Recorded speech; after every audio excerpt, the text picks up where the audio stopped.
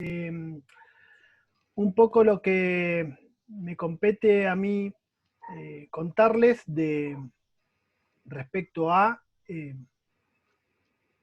estos métodos, digamos, métodos directos de resolución de sistemas.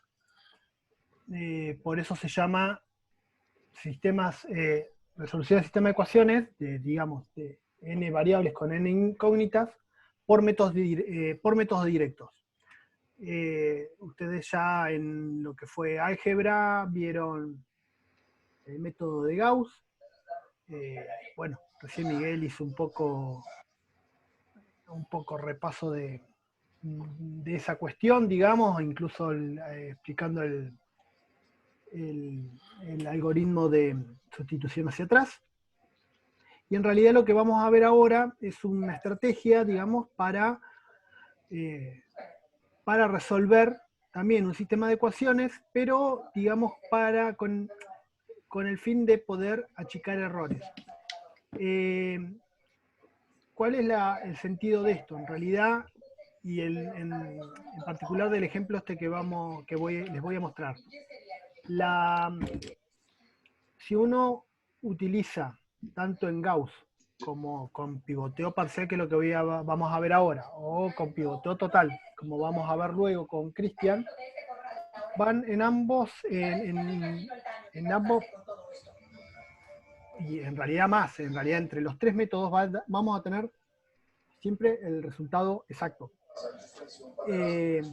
Entonces uno diría, bueno, ¿cuál es el sentido entonces de ver tantos métodos? Y que, no sé si recuerdan, en el práctico 1, cuando veíamos la parte de errores, había un ejercicio donde habían errores por el tema de por redondeo, que es cuando se utilizan muchos decimales.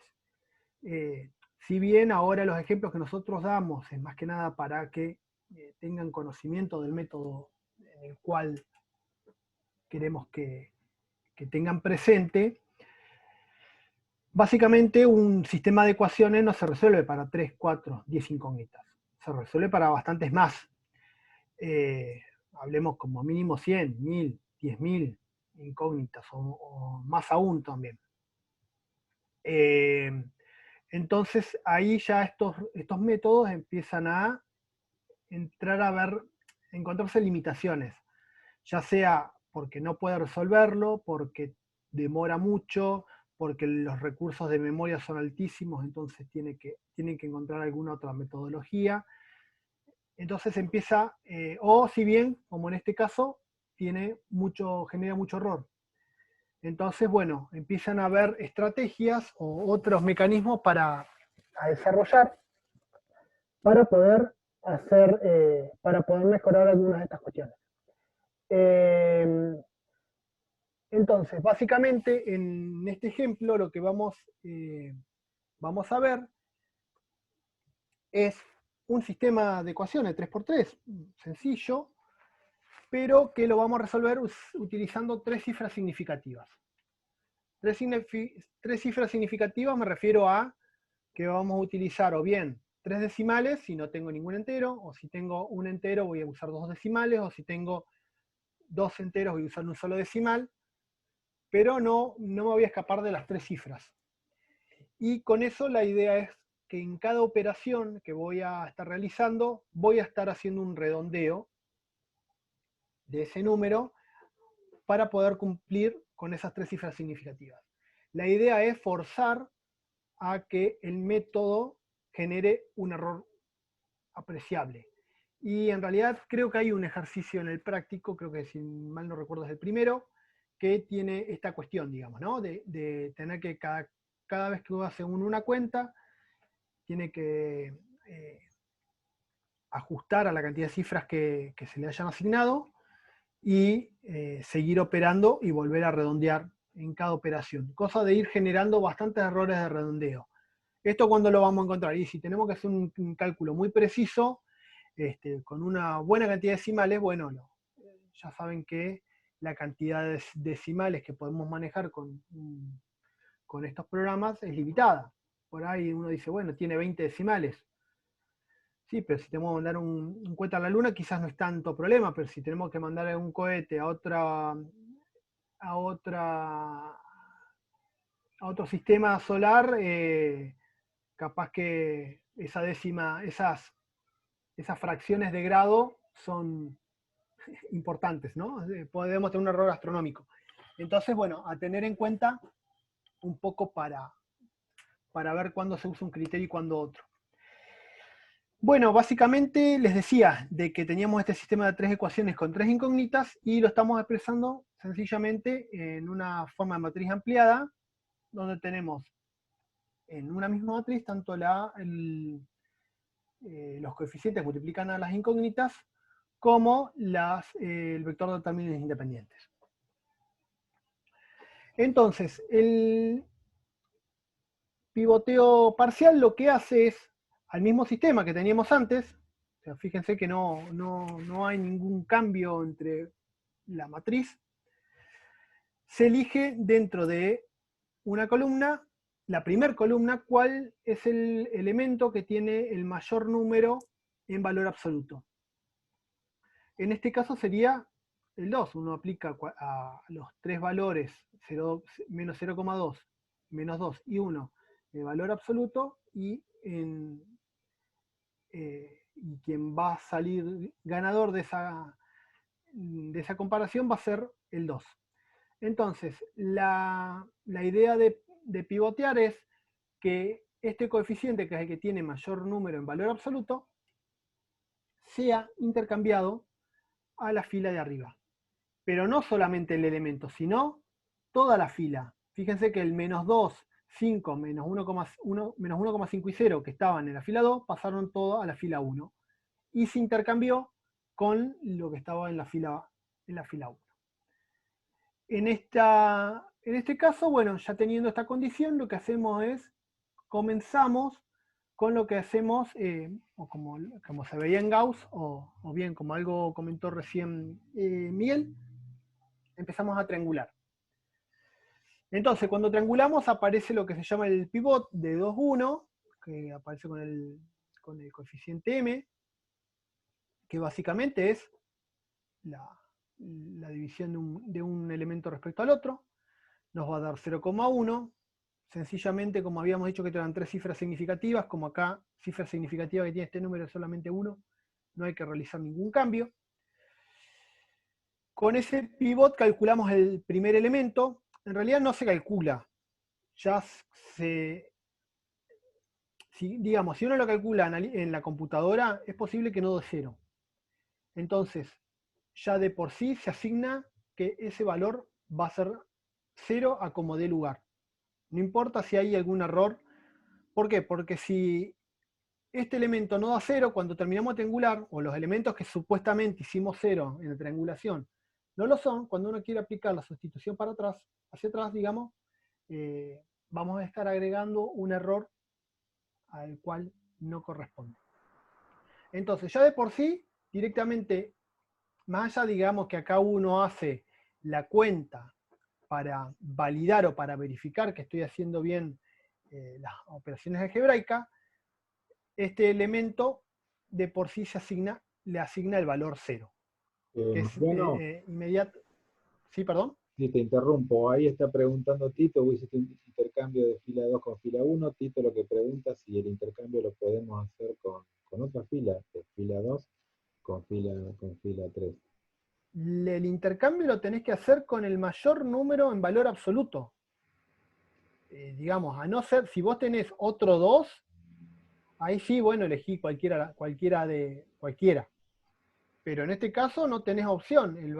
La fila que tiene el mayor valor absoluto en la primera columna es la segunda fila. Entonces elige esa.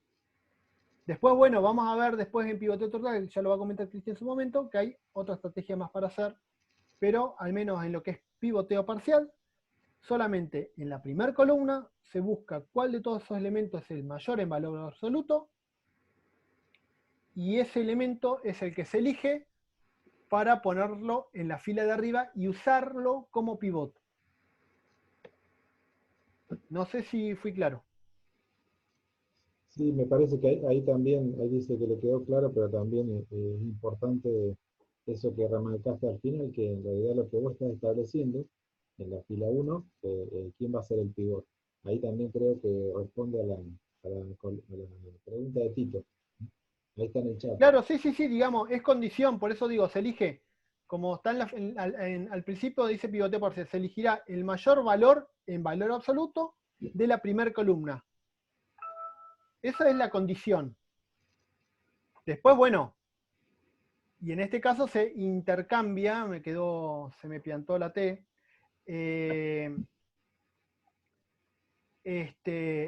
una vez que tenemos, que se consigue, digamos, ese valor, cuando se tiene ese elemento de la primera columna, en este caso, en mayor valor absoluto, eh, se elige y se lleva a la fila 1 para ser utilizado como pivote. Entonces, volviendo a lo que estábamos hablando recién respecto al pivoteo. Se elige el pivote y al elemento que está inmediatamente por debajo se le asigna directamente el 0. Por eso lo pongo como idénticamente igual. Ya ahora sí, cuando quiero resolver los elementos subsiguientes, bueno, ya empiezo a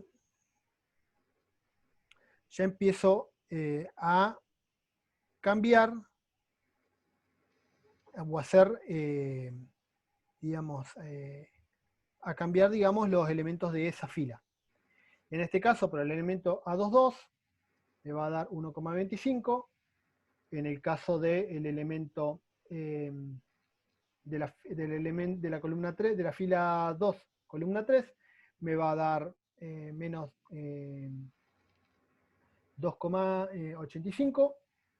Y el elemento, el término independiente, me va a dar 10. Fíjense que ese valor me da 10, básicamente porque tenemos en la fila 1, el vector de término independiente es 0, y eso es condicionante a de que no me modifique la fila que tenemos debajo. Bueno, ahí hicimos digamos, comenzamos la triangulación y solamente hicimos la fila 2. Ahora vamos a hacer exactamente lo mismo. Fíjense que el primer elemento de la fila 2 es 0, que no es calculado, es impuesto.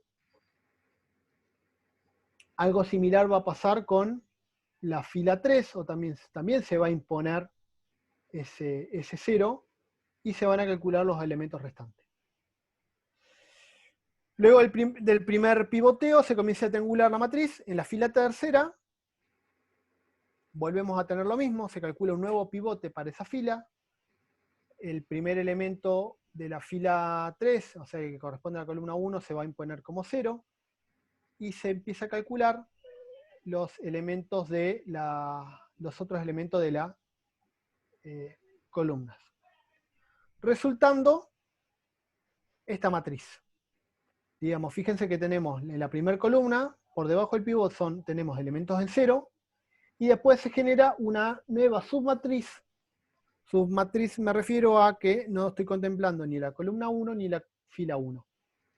Entonces me queda una submatriz, sería de 2×3, donde también es una submatriz ampliada porque contempla sus correspondientes términos independientes. Bien, una vez que hasta aquí todo bien, si va surgiendo una pregunta, yo voy continuando, cualquier cosa interrumpo cuando aparezca la pregunta y contesto. Así no se generan estos baches de silencio. Para el segundo pivoteo, se hace exactamente lo mismo que el criterio anterior. Se busca ahora en esta submatriz de 3×2, que solamente contempla de la fila 2 y la fila 3, y las columnas 2 y 3 y el vector de términos independiente. En esas dos filas elegimos de la segunda fila, en este caso, vamos a elegir la fila que tiene el mayor número en valor absoluto. En ese caso, nos va a aparecer que tenemos el mayor número en 1,25. Entonces, como ese coincide, digamos, la fila que tiene su mayor número en valor absoluto, coincide con la fila en la que está, no se realiza ningún cambio. ¿Bien? Bueno, entonces, ahora, una vez que tenemos seleccionado cuál es el elemento que va a resultar y va a terminar, con el cual se van a calcular el pivot para la submatriz, la fila 3 de la submatriz,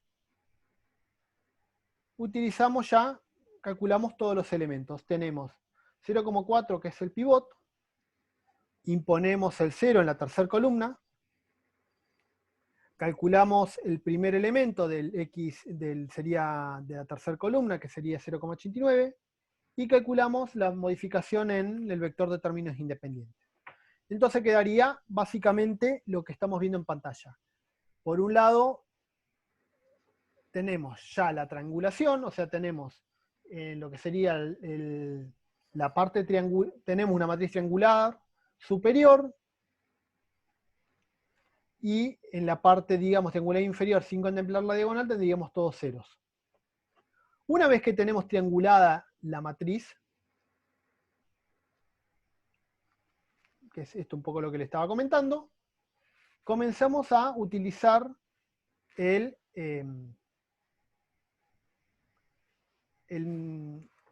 algoritmo de sustitución hacia atrás. En este caso, lo que vamos a ir siendo, y yo un poco con lo que les comentaba antes, voy a ser muy riguroso para resolver este ejercicio con respecto a lo que son las cifras significativas, con el fin de generar un buen error en los resultados. Entonces, con el primer elemento, con los elementos que tenemos aquí, sería el 0,89 y el -9, podemos calcular la primera incógnita, que en este caso me da menos 10,1124, o sea que si lo redondeo a 3 cifras significativas me da menos 10,2. Calculo ya si volvemos para atrás, calculamos ya lo que corresponde a la segunda fila, teniendo en cuenta que ya tenemos la primera incógnita resuelta, o sea, el término que multiplica a menos 2,85 va a estar multiplicado, se va a poder multiplicar por el 10,2 que habíamos resuelto en la sustitución hacia atrás. Entonces, la primera cuenta sería el menos 10,2 por el 1,25, nos daría, a ver, 1,25, no, 2,85, perdón. El 2,85 nos daría 28,785. Redondeando me da ese otro valor. Entonces ahora vuelvo a calcular, ahora el resultado que habían tenido se va a restar al valor que teníamos en 0, en el elemento de la fila, sería el término independiente de la fila 2. Bueno, nos da prácticamente ese valor, no hay modificaciones. Y ahí resolvemos el elemento, la incógnita número 2, o sea, el X2. Van siguiendo como voy haciendo hago una cuenta, redondeo. Hago una cuenta inmediata, vuelvo a redondear. Es bastante tedioso, sí, pero tiene una finalidad clara, es poder forzar a que el resultado dé con error. Entonces, paso a paso yo voy calculando las soluciones con un error de redondeo importante respecto a lo que son cifras significativas. Entonces, básicamente lo que tengo son las tres incógnitas, x1, x2, x3, con sus respectivos valores, menos 29,9, menos 15 y menos 10,2, y estoy calculando el error, en este caso absoluto, no tiene mucho sentido, es un error relativo, con respecto a los valores, al valor verdadero, que sería si uno lo resolvería con todos los decimales. Entonces fíjense que tiene un error considerable.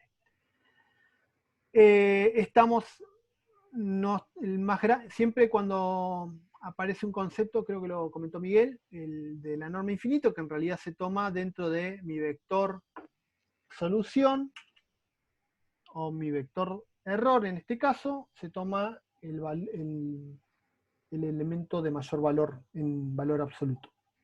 Eso me daría la norma infinito. Y ese valor de norma infinito es un valor escalar que representa de alguna manera que la magnitud de todo ese vector y sirve para ser utilizado como comparador frente a otros vectores o a otros elementos que se requieran comparar.